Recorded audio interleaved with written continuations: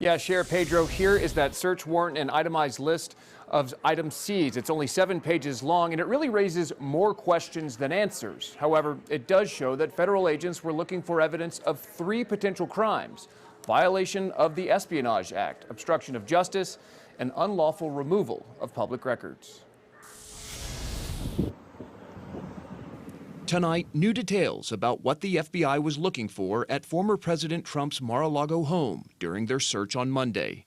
Late today, a federal magistrate judge unsealing the warrant and a list of items seized at the Florida property. The newly released information shows the FBI found 27 boxes of government materials, including 11 sets of classified documents, 3 of which were marked secret, 4 marked top secret, and 1 labeled top secret SCI, the highest level of classification possible, information only allowed to be viewed in a secured government facility. The documents do not reveal details about the classified information.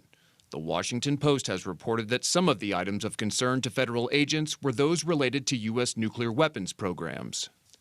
The criminal statutes cited in the search include gathering, transmitting, or losing defense information, concealment, removal, or mutilation of documents, and the destruction, alteration, or falsification of records. How do you feel, Mr. Trump?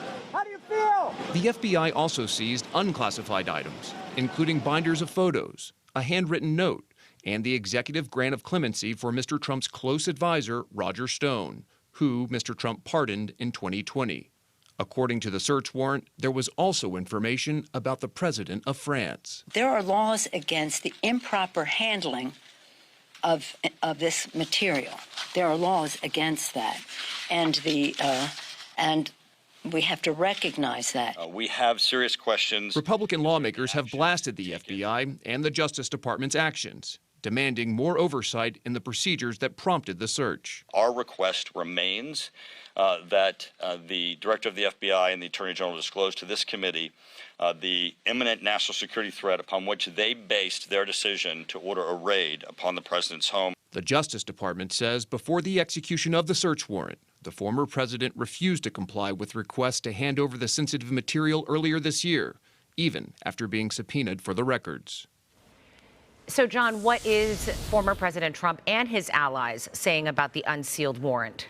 Well, former President Trump released a statement earlier today claiming that he had in fact declassified these documents before leaving office. But so far, there does not appear to be proof to support those claims.